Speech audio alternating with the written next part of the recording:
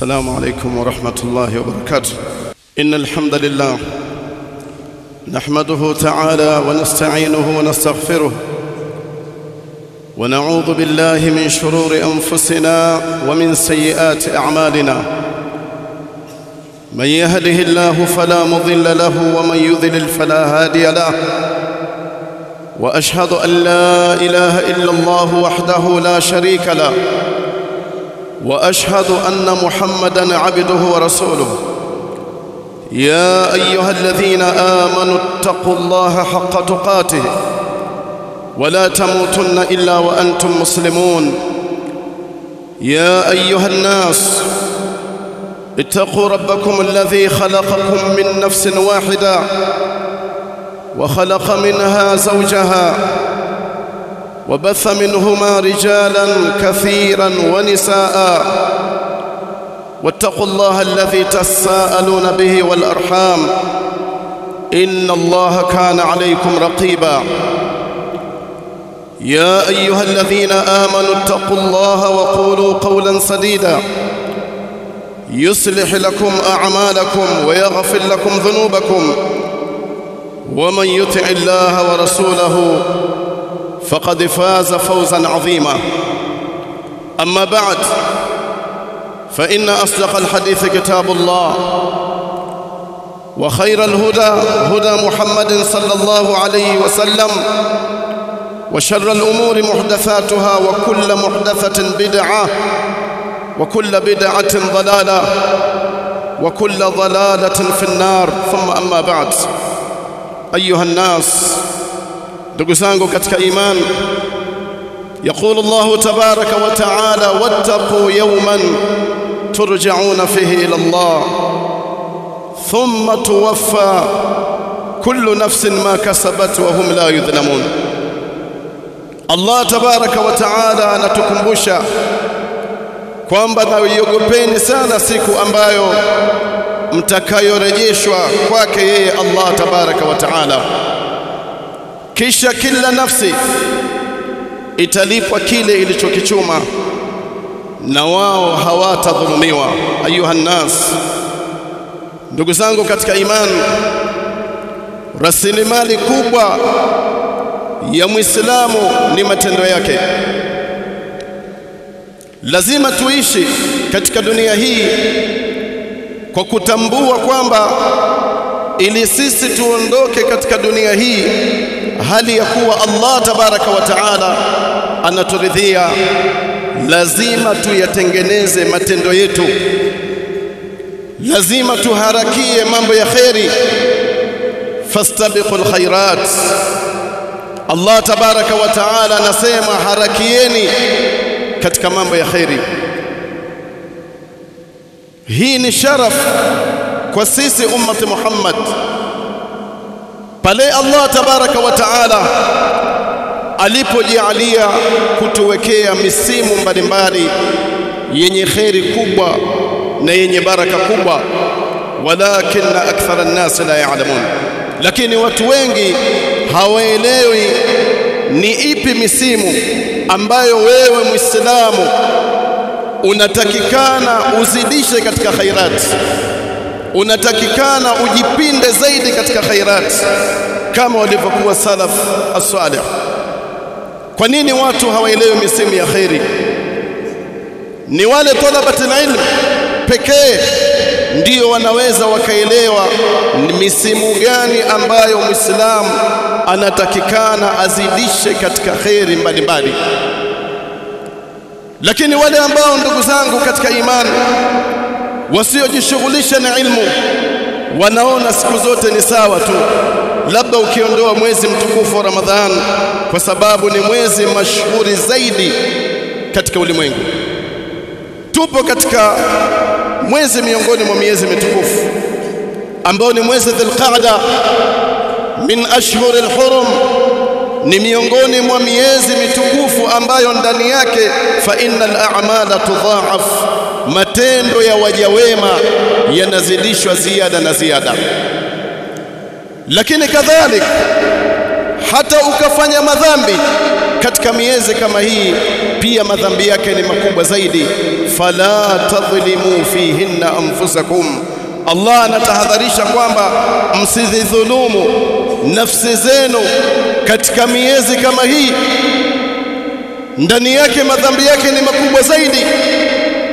Kwa hiyo ni juu ya Waislamu kukumbuka misimu kama hii. Ndugu zangu katika imani, katika mwezi huu Dhulqaada, tulikuwa katika miezi miwili iliyopita tulikuwa ndani ya mwezi mtukufu wa Ramadhani, kisha baadaye tukaingia katika Shawwal ambayo ni ashhurul hajj, mwezi Shawwal, kisha Dhulqaada, kisha Dhulhijja, ambao zile siku 10 zinazokuja baada ya mwezi huu ndio afdalu ayami dunia, masiku yaliyo bora zaidi katika dunia. Allah tabaraka wa taala anasema ndani ya Qur'an al-Karim, ulaika yusari'una fil khairat wa hum laha sabiqun. Anawasifia wale ambao wanaoharakia, wanaokimbilia mambo ya kheri katika kumtii Allah tabaraka wa taala. Watu hao ndio waliowatangulia wenzao katika kheri, hawawi sawa hata siku moja. Wale ambao wanaelewa misimu ya khair wakajipinda katika taa, katika sadaqat, katika siyam, katika birrul ma'ruf wan nahy 'anil munkar, ihsanu ila alwalidain na mambo mengineyo ya khairati ambayo sisi Waislamu tuna bahati kubwa, kwa sababu kila jambo Nabii alayhi salatu wasalam ametubainishia katika khairat na akatutahadharisha katika shar. Ma taraka khairan illa dalla al-ummata alayhi, hakuwacha khairi yoyote Nabii alayhi salatu wasalam isipokuwa ameuelekeza umma katika kuiendea yule khairi. Na wala hakuna khairi yoyote ambayo ukaijua wewe au akaijua shekhe wako wa bid'a asielewe Mtume sallallahu alayhi wasallam. Ma taraka khairan illa dalla al-ummata alayhi, Mtume hakuwacha khairi yoyote isipokuwa ameuelekeza umma.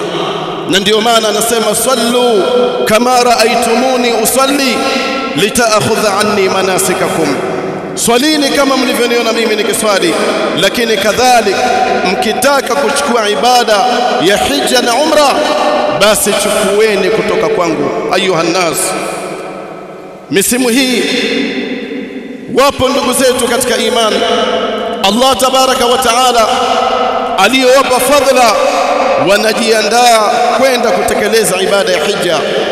Hii ni khairi kubwa ndugu zangu katika imani, ni fursa adhim ambayo kila Muislamu mwenye nafasi, mwenye uwezo anatakikana atumie fursa hii kwa ajili ya kutekeleza nguzo za Uislamu.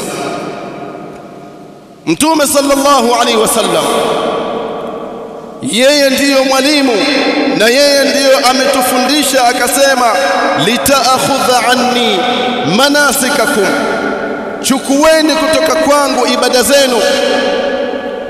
Kwa hiyo wale ndugu zetu ambao Allah amewapa fadhila wajiandae katika muda huu ambao kabla hawajaenda kuisoma hija ya Mtume sallallahu alaihi wasallam angalau kwa mukhtasar.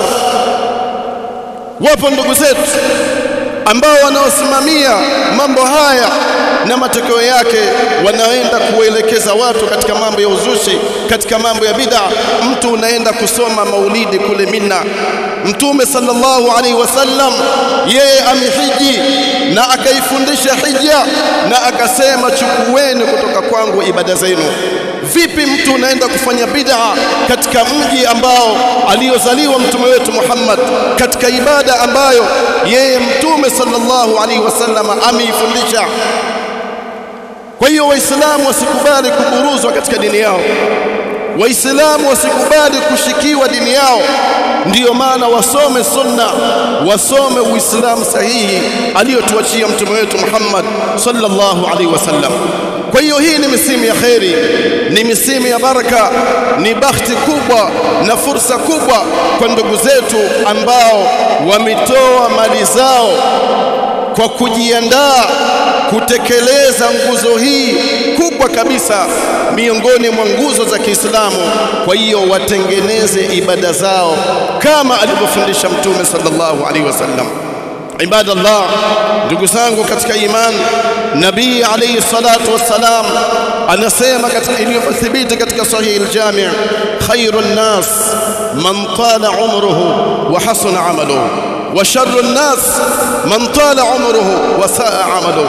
Mtume sallallahu alaihi wasallam anatukumbusha kusema khairun nasi, mbora wa watu, man tala umruhu wa hasuna amaluhu, ni yule ambaye umri wake umerefuka na matendo yake yakawa mema. Lakini wa sharrun nas, mtu mwenye shari zaidi, man tala umruhu wa saa amaluhu, ni yule ambaye umri wake umerefuka lakini bil asaf matendo yake yakawa mabaya. Kwa hiyo ziyadata fil umri lilmuhsin alamatu khairin, kuzidi kwa umri kwa mtu mwema, mtu wa kheri, mpaka nywele zake zinatoka mvi, zinabadilika, yupo katika kheri, yupo katika sunna, basi wallahi ni alamatu khairin, ni alama ya kheri kubwa. Lakini ziyadata umri lilmusii alamata sharri, kuzidi kwa umri, mtu anatoka mvi, amekuwa mkubwa, lakini bado yupo katika shari, basi ni alama ya shari kubwa. Ndugu zangu katika imani, lazima tuelewe umri wetu ni mfupi, tujipinde katika khairat, tuelewe kwamba dini hii ni dini ambayo aliyoiridhia Allah tabaraka wa taala, na watu wasitumie fursa kuichezea dini yao. Aqulu qawli hadha wa astaghfirullah al-azim li wa lakum.